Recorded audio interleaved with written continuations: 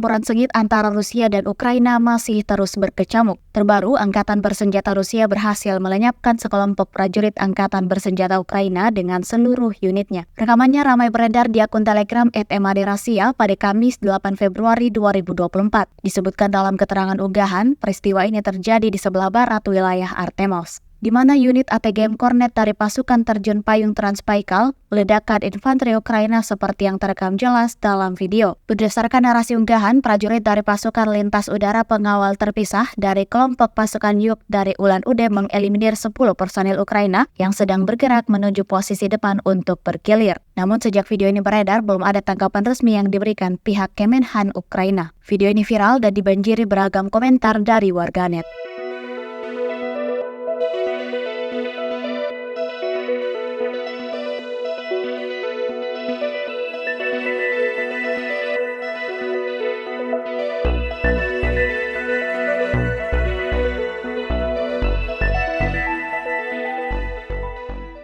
Download Tribun X sekarang, menghadirkan lokal menjadi Indonesia.